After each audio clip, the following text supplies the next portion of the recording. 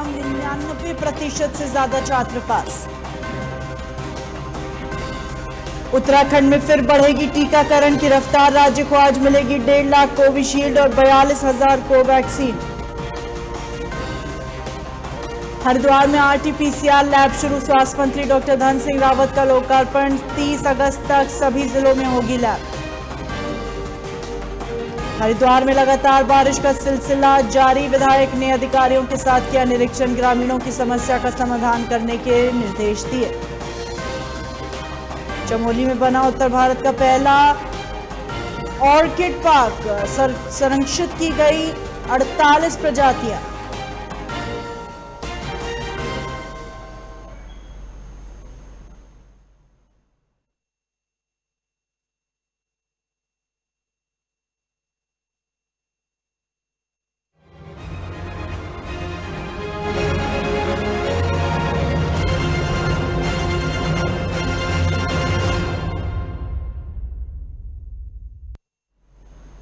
नमस्कार, स्वागत है आपका। आप देख रहे हैं उत्तराखंड लाइव। मैं हूं आपके साथ है ना। उत्तराखंड बोर्ड ने 10वीं और 12वीं के नतीजे जारी कर दिए हैं। प्रदेश में हाई स्कूल का परिणाम 99.9% रहा, जिसमें 99.33% छात्र व 99.8% छात्राएं सफल रहीं। वहीं इंटरमीडिएट का परिणाम 99.56% रहा, जिसमें छात्रों का रिजल्ट 99.4% व छात्राओं का रिजल्ट 99.79% रहा। वहीं शिक्षा मंत्री ने परिणाम घोषित करते हुए कहा, कोरोना जैसी महामारी में बोर्ड की टीम ने बहुत मेहनत व ईमानदारी से काम किया। इस साल कोरोना वायरस की वजह से कक्षा 10वीं और 12वीं की परीक्षाओं को रद्द कर दिया गया था। पिछले रिजल्ट के आधार पर हाई स्कूल और इंटरमीडिएट का परीक्षाफल जारी किया गया है। इस साल 12वीं में 1.24 लाख और 10वीं में 1.48 छात्र छात्राओं ने रजिस्ट्रेशन कराया। खास बात यह है कि इस साल सभी छात्रों को पास किया जाएगा और यह पहला मौका होगा जब बोर्ड परीक्षा में एक भी छात्र फेल नहीं होगा। आरिफ खान हमारे सहयोगी फोन लाइन पर मौजूद हैं। आरिफ, उत्तराखंड बोर्ड परीक्षाओं के परिणामों को घोषित कर दिया गया और 100% पासिंग रिजल्ट है, क्या कहेंगे? जी, जैसा कि मैं आपको बिल्कुल बता दूं, कोरोना महामारी के बीच 100% रिजल्ट आया है और इसमें हाई स्कूल व इंटरमीडिएट परीक्षा वर्ष 2021 का परीक्षा परिणाम बिल्कुल घोषित हो चुके हैं। उत्तराखंड विद्यालय शिक्षा परिषद रामनगर नैनीताल द्वारा संचालित हाई स्कूल और इंटरमीडिएट परीक्षा वर्ष 2021 का परीक्षाफल शिक्षा मंत्री अरविंद पांडे ने आज किया घोषित। उत्तराखंड, आपको बता देंगे, पूरे उत्तराखंड में हाई स्कूल कुल सम्मिलित, जिसमें कुल उत्तीर्ण हुए 1,46,386 उत्तीर्ण का प्रतिशत 99.09% रहा। वहीं संबंध सहित पास हुए प्रथम श्रेणी में 23,688 पास हुए हैं। वहीं प्रथम श्रेणी में 76,768 बच्चे पास हुए हैं। वहीं द्वितीय श्रेणी में 45,589 बच्चे पास हुए हैं। वहीं तृतीय श्रेणी में 341 बच्चे पास हुए हैं। वहीं इंटरमीडिएट में 1,21,705 बच्चे सम्मिलित हुए हैं, जिसमें 1,21,171 बच्चे पास हुए हैं, जिसका 99.56% रहा है। वहीं सम्मान सहित 20,995 बच्चे पास हुए हैं और प्रथम श्रेणी में उत्तीर्ण हुए 63,901, द्वितीय श्रेणी में पास हुए 33,571 और तृतीय श्रेणी में 321 बच्चे पास हुए हैं। आपको बता दें कि हाई स्कूल परीक्षा का फल 2021 में बालकों का उत्तीर्ण प्रतिशत 99.30 तथा बालिकाओं का उत्तीर्ण प्रतिशत 98.86 रहा। इंटरमीडिएट में कुल परीक्षा फल 99.56% रहा, जिसमें बॉयज का प्रतिशत 99.40 तथा बालिकाओं का प्रतिशत 99.71 रहा है। जी हिना, तमाम जानकारियों के लिए शुक्रिया आपका।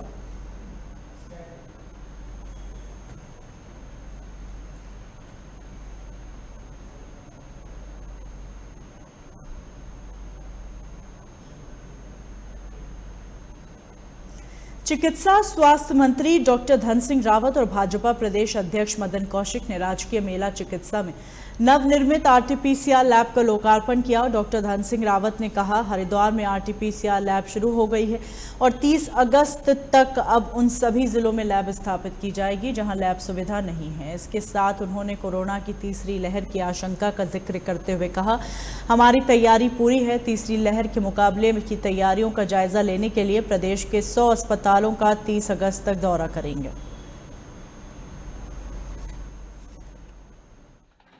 भारत सरकार ने हमको निर्देश दिए हैं कि तीसरी लहर से पहले हमको हर जिले में आरटी-पीसीआर लैबों की स्थापना करनी है और उसी क्रम में सबसे पहले हमने अभी हरिद्वार जिले में आज इसका विधिवत उद्घाटन किया है। लगभग 4.5 करोड़ रुपए की लागत से बनी है। मैं अपने स्वास्थ्य विभाग के सभी अधिकारियों का और जिलाधिकारी का आभार व्यक्त करना चाहता हूं कि काफ़ी कम समय में उन्होंने बनाई और उससे ज़्यादा मैं अभिनंदन करना चाहता हूं अपने प्रदेश अध्यक्ष जी का, जिनके अथक प्रयासों से ये जो है आज शुभारम्भ हुआ है। जहां तक स्वास्थ्य विभाग के बारे में आप लोगों का प्रश्न है तो मैं कह सकता हूं कि 30 दिसंबर 2021 तक हम 100% जो है 18 वर्ष से ऊपर के लोगों का वैक्सीनेशन पूरा कर देंगे। अभी भी लगभग 57 लाख से ज़्यादा लोगों का वैक्सीनेशन हम करा चुके हैं और इसके लिए सभी विधायक हो गए, सभी सांसद हो गए, वो 100 केंद्रों में वैक्सीनेशन कराने का निरीक्षण करने भी जाएंगे। हम लोग अपने प्रदेश में 600 स्वास्थ्य मेले लगाने जा रहे हैं। दवाइयों की भी कमी नहीं है, बेड्स की भी कोई कमी नहीं है और सरकार की ओर से लगभग 7,000 लोगों की नियुक्तियां की जाएंगी स्वास्थ्य विभाग में। उसकी भी प्रक्रिया हमने गतिमान कर दी है और मुझे आशा विश्वास है कि बहुत जल्दी इसके परिणाम आप लोगों को देखने को भारत सरकार ने।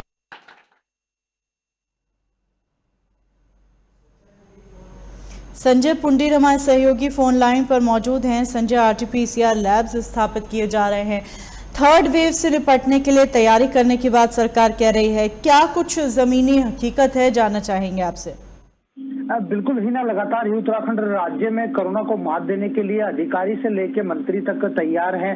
इसी को देखते हुए उच्च शिक्षा स्वास्थ्य मंत्री डॉक्टर धन सिंह रावत और भाजपा प्रदेश अध्यक्ष मदन कौशिक ने राजकीय मेला चिकित्सा में एक आरटी-पीसीआर लैब का लोकार्पण किया है। इससे कहीं ना कहीं अब जो टेस्टिंग प्रक्रिया है वो बढ़ जाएगी और जिले में काफी मदद मिलेगी। हालांकि पिछले दिनों जैसे सेकेंड चल रही थी, कोरोना महामारी चल रही थी, उसमें कई लोगों ने अपनी जान गंवाई है। हालांकि समय से टेस्ट नहीं हो पाए, लेकिन अब समय से टेस्ट हो पाएंगे और इसी को देखते हुए लगातार ही जिला प्रशासन की अगर बात की जाए तो ज्यादातर सैंपलिंग की जा रही है और ज्यादातर टेस्टिंग की जा रही है। हालांकि अब 30 अगस्त तक उन सभी जिलों में लैब स्थापित की जाएगी जहां लैब सुविधा नहीं है। प्रत्येक जनपद में लैब खुलने के लिए कोरोना जांच की सुविधा उपलब्ध होगी और उत्तराखंड के जितने भी जिले, हालांकि 13 जिले हैं और सभी के मुख्यालयों में जो सुविधा नहीं है अब तक, वो भी कहीं ना कहीं मिल जाएगी। जी हिना। वहीं दूसरी तरफ तीसरी लहर की बात हर तरफ हो रही है और उत्तराखंड की बात करें 2 अगस्त से स्कूल भी खुलने का ऐलान कर दिया गया है सरकार की तरफ से। ऐसे में बहुत ज़्यादा सचेत और सतर्क इस वक्त रहने की ज़रूरत है। क्या कुछ इंतजाम किए जा रहे हैं? स्कूलों को कैसे आदेश दिए जा रहे हैं? वैक्सीन की प्रक्रिया को किस तरीके से बढ़ाया जा रहा है? संजय। बिल्कुल ही ना, लगातार ही अगर एक्सपर्ट की माने तो भी तीसरी लहर आना बाकी है। उसके लिए राज्य सरकार तमाम बैठकें कर रही है और बैठकों में ऐसा खाका तैयार करने का प्रयास किया जा रहा है ताकि तीसरी लहर से हम बच सके।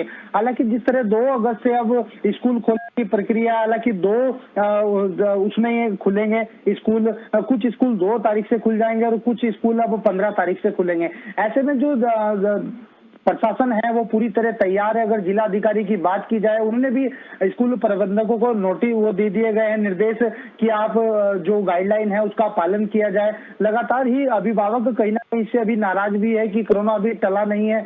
उसी के लिए जो अभिभावक है वो कहीं ना कहीं एक बार और वार्ता करने के लिए जिला प्रशासन से कह रहे हैं। अब देखने वाली बात होगी कोविड गाइडलाइन का किस तरह से पालन किया जाता है और जो लोग हैं वो कितना नियमों का पालन करते हैं। और स्कूल प्रबंधकों की बात की जाए तो वहां पहले से ही जो तैयारियां हैं वो की जा रही है। रोजाना सैनिटाइजेशन किया जा रहा है। हालांकि उनके लिए जो गाइडलाइन है उनको नियम से पालन करना होगा, नहीं तो जिला प्रशासन उन पर भी कार्यवाही करेगा। जी हिना। तमाम जानकारियों के लिए शुक्रिया आपका संजय।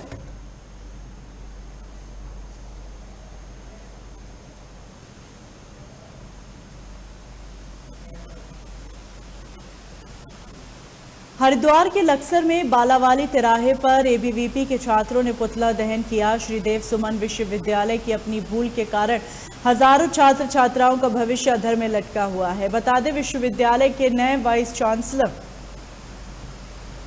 कॉलेजों पर दबाव बनाने के लिए छात्र छात्राओं के भविष्य के साथ खेल रहे हैं। उन्होंने छात्र छात्राओं का रिजल्ट रोक दिया, जिससे नाराज छात्रों ने पुतला दहन किया। अखिल भारतीय विद्यार्थी परिषद के तहसील संयोजक विकास चौधरी ने कहा, छात्र छात्राओं का रिजल्ट घोषित नहीं किया गया तो यूनिवर्सिटी को बड़ा आंदोलन झेलना पड़ेगा। ये श्रीदेव सुमन विश्वविद्यालय है, इसमें उन्होंने 700 बच्चों का एडमिशन कर लिया और उनका परीक्षा फंड नहीं दे रहे हैं और में बच्चे इधर उधर फिर रहे हैं। और उसमें हमने उनके खिलाफ यहाँ पुतला दहन किया है कि हमारे मांगे पूरी करो और उनका परीक्षा फल जल्द से जल्द घोषित किया जाए, नहीं तो हम उग्र से उग्र आंदोलन करेंगे हर जगह। आज हमारे विश्व के सबसे बड़े छात्र संगठन ABVP अखिल भारतीय विद्यार्थी परिषद के कार्यकर्ताओं ने लक्सर में जो विश्वविद्यालय श्रीदेव सुमन के कुलपति जी ने हमारे श्रीदेव सुमन की यूनिवर्सिटी के 700 बच्चों के एग्जाम दिलाए और उनसे उनके जो प्रमाणित घोषित है, जो उनका रिजल्ट है, उनसे मांगने के लिए गए स्टूडेंट अपने वहाँ पे, तो कुलपति साहब ने वहाँ पे तानाशाही की और उनको रिजल्ट को मना कर दी। तो इसके विषय में हमारे पूरे प्रदेश में, जिले में, तहसील में हमारे यहाँ पे उनके कुलपति जी का पुतला दहन किया जा रहा है। और हमारी मांगे यही है कि कुलपति जी से और माननीय उच्च शिक्षा मंत्री धनसिंह रावत जी से कि सभी स्टूडेंट के, विद्यार्थियों के कि प्रमाणित घोषित जल्द से जल्द किया जाए।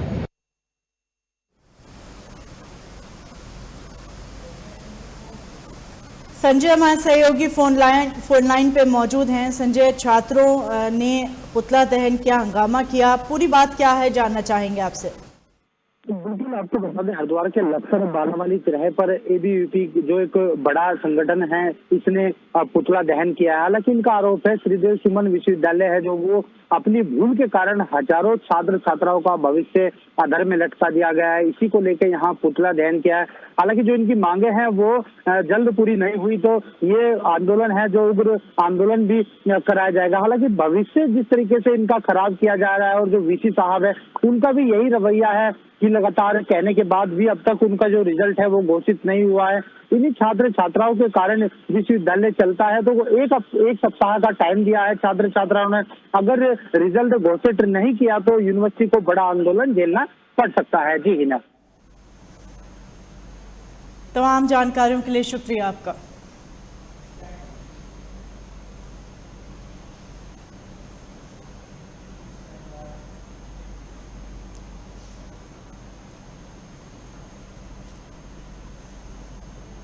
इन दिनों उत्तराखंड में लगातार बारिश का सिलसिला जारी है। ऐसे में पहाड़ी क्षेत्र हो या फिर मैदानी, लगातार बारिश अपना कहर दिखा रही है, जिसके चलते ग्रामीण क्षेत्रों में बारिश के बाद जल निकासी की समुचित व्यवस्था न होने के कारण जल भराव की समस्या हो गई। और वहीं हरिद्वार की विधायक ज्वालापुर में बारिश के बाद क्षेत्रीय विधायक सुरेश राठौर ने अपनी विधानसभा का प्रशासनिक अधिकारियों के साथ निरीक्षण किया, जिसमें सुरेश राठौर ने अपनी विधानसभा में पड़ने वाले दर्जनों गांव के लोगों के हालचाल जाने और बारिश के कारण जहां जहां क्षति हुई उन किसानों से मिलकर जल्द ही उन पर भरपाई करने का आश्वासन दिया। और साथ ही साथ विधायक ने अधिकारियों को निर्देश दिए कि जल्द ही ग्रामीणों की समस्याओं का समाधान किया जाए।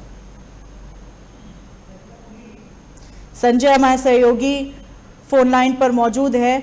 संजय, विधायक ने अधिकारियों के साथ बारिश में जहां जहां जलभराव हुआ है उन जगहों का निरीक्षण किया, ग्रामीणों की मदद करने की बात की, क्या कुछ अपडेट देना चाहेंगे? बिल्कुल ही ना, इन दिनों उत्तराखंड राज्य में लगातार ही बारिश का कहर जारी है। ऐसे में जो क्षेत्रीय विधायक सुरेश राठौर है उन्होंने अपनी विधानसभा का निरीक्षण किया है और जहां जहां बारिश के कारण क्षति पहुंची है उसे कहीं ना कहीं उनकी भरपाई करने का आश्वासन दिया है। ऐसे में विधायक ने अपनी विधानसभा का निरीक्षण किया और जितने भी दर्जनों गांव पड़ते हैं वहां का भ्रमण किया है और तमाम संबंधित अधिकारियों को साथ लेकर निरीक्षण किया है और मौका मुआयना किया है। ऐसे में कहा जा सकता है कि विधायक अपनी विधानसभा को लेकर जागरूक है और जितने भी लोग इनकी विधानसभा में रहते हैं, जैसे जैसे उनका बारिश के कारण नुकसान हुआ है, जहां जहां सड़क टूटी है, जहां जहां की मरम्मत होनी है, अधिकारियों को दिशा निर्देश दिए हैं और जल्दी वहां ठीक कर लिया जाएगा। ऐसे में जिन लोगों की खेती का नुकसान हुआ है उनका मौका मुआयना किया है, उनको सरकार से मुआवजा भी दिलवाया जाएगा। जी हिना।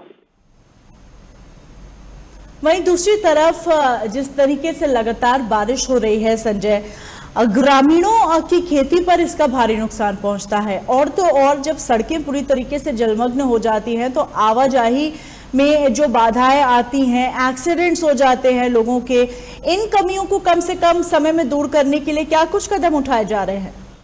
बिल्कुल ही ना, ये प्राकृतिक आपदा है, इसमें पहाड़ हो या फिर मैदानी जिले हैं, तमाम जगह इन दिनों भारी नुकसान हो रहा है। अगर जब हम पहाड़ों की बात करते हैं, वहां भी भूस्खलन के कारण जो रास्ते हैं वो बंद हो जाते हैं। लेकिन जिस तरह से राज्य सरकार तमाम ऐसे वादे करती है कि वो जो नुकसान हुआ है, सड़क टूटी है, कहीं ना कहीं जो रास्ते बाधा बने हुए हैं, जो लोगों को परेशानी हो रही है, उनके लिए टीमें लगा दी गई है। जब हम ग्रामीण क्षेत्र की बात करते हैं, मैदानी जिलों की बात करते हैं, तो वहां भी प्रशासनिक अधिकारी मुआयना कर रहे हैं। और जिस तरह से बीजेपी विधायक सुरेश राठौर ने कहा है कि जल्द से जल्द ही जो लोगों की समस्याएं हैं वो दूर कर ली जाएगी।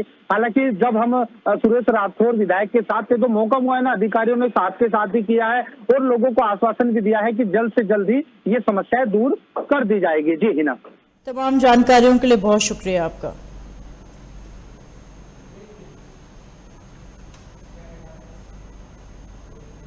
रुकेंगे ब्रेक के लिए, ब्रेक के उस पार खबरों का सिलसिला यूं ही जारी रहेगा।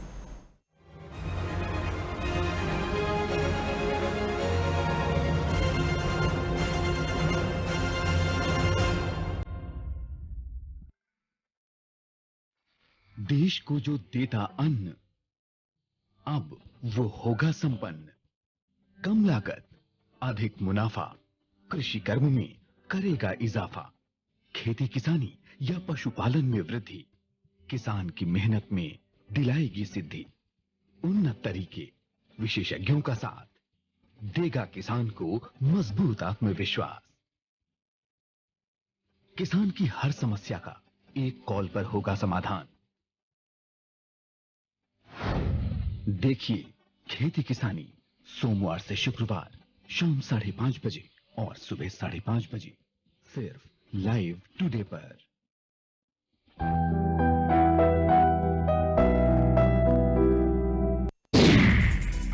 बॉलीवुड की हर खबर, फिल्मी सितारों का सफर, कंट्रोवर्सी से लेकर गॉसिप तक, लिंकअप से लेकर ब्रेकअप तक, देखिए हर हलचल बॉली तड़का में हर रोज दोपहर 12:30 बजे सिर्फ लाइव टुडे पर।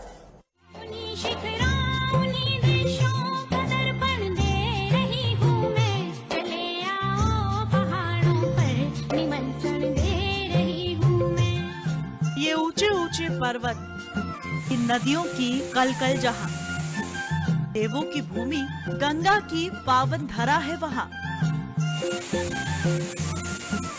केदार में बसते शिव, बद्री में विष्णु का बसेरा। हेमकुंड साहिब की श्रद्धा भक्तों को खींच लाती है यहाँ। हर मील पर बदलती है भाषा, हर रूप है सुंदरता की नई परिभाषा।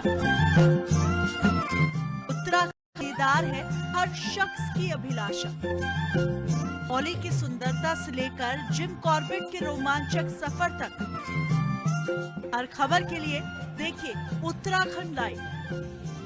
सुबह 9 बजे, दोपहर 2 बजे और शाम 6 बजे सिर्फ लाइव टुडे पर।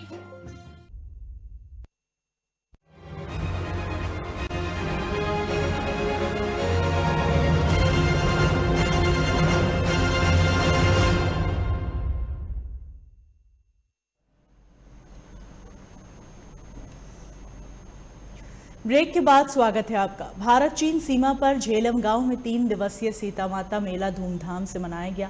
झेलम गांव में इस मेले का आयोजन 14 साल बाद हो रहा है। बता दें, गांव के लोग इस मेले को बहुत ही शिद्दत से मनाते हैं। वहीं इस मेले में भोटिया जनजाति की महिलाओं ने अपनी पारंपरिक वेशभूषा में शानदार नृत्य किया। यह मेला माता सीता को प्रसन्न करने के लिए किया जाता है। 3 दिन तक चलने वाले इस मेले अर्चना के साथ हवन, पूजन, कीर्तन और पारंपरिक नृत्य किए जाते हैं।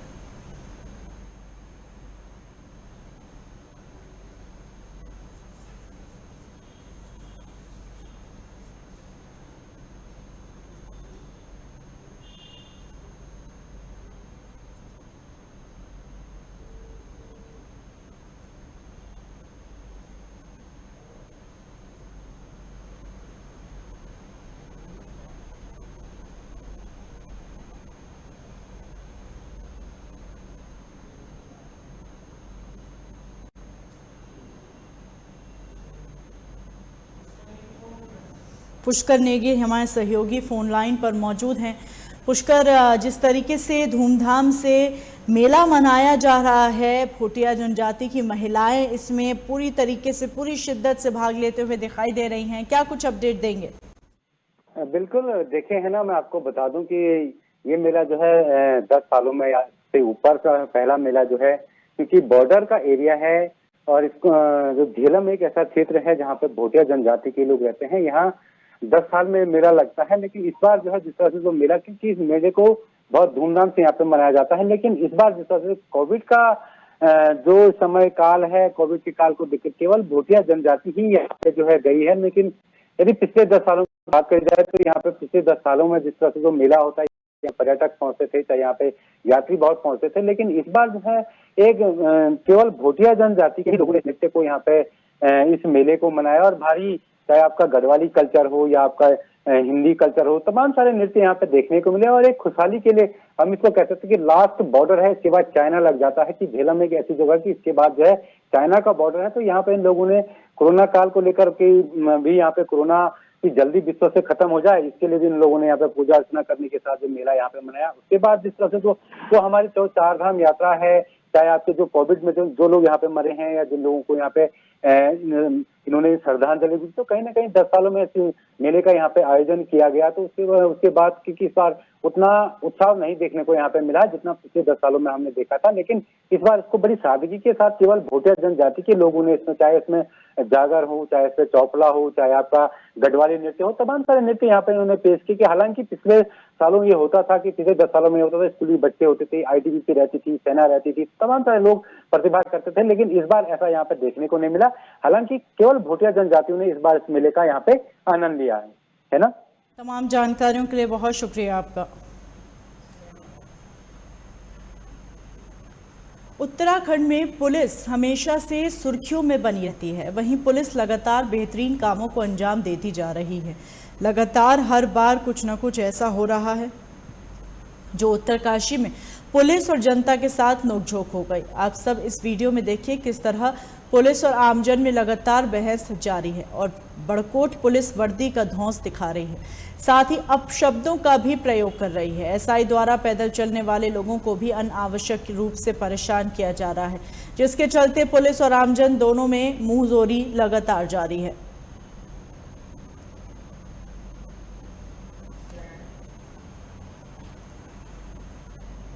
खराब मौसम के चलते मुख्यमंत्री पुष्कर सिंह धामी का तीसरी बार केदारनाथ दौरा रद्द हो गया। केदारपुरी का पुनर्निर्माण प्रधानमंत्री नरेंद्र मोदी के ड्रीम प्रोजेक्ट में शुमार है और वो खुद भी केदारनाथ में चल रहे पुनर्निर्माण कार्यों को लगातार मॉनिटरिंग करते रहते हैं। केदारनाथ में प्रथम चरण के कार्य लगभग पूर्ण होने को है, जबकि अब द्वितीय चरण के कार्य प्रारंभ होने को हैं। मुख्यमंत्री पुष्कर सिंह धामी का हेलीकॉप्टर मौसम की खराबी के चलते केदारनाथ में लैंडिंग नहीं कर पाया। हालांकि सीएम ने कहा केदारनाथ में पुनर्निर्माण का कार्य तेजी से चल रहा है। खुद 4 बार इन कार्यों की समीक्षा की गई है।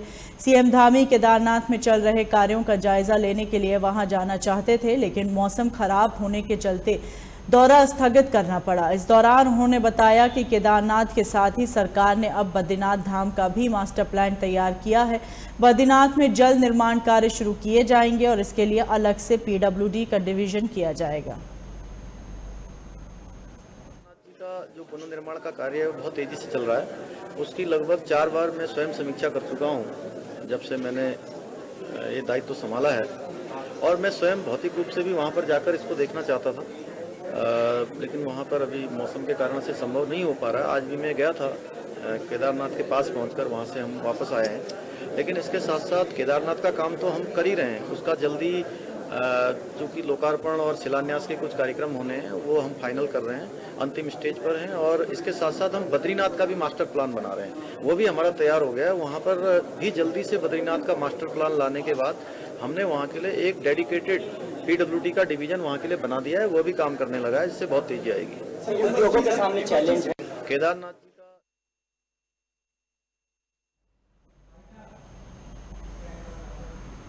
इन्हीं खबरों के साथ बुलेटिन में फिलहाल इतना ही, दीजिए इजाजत।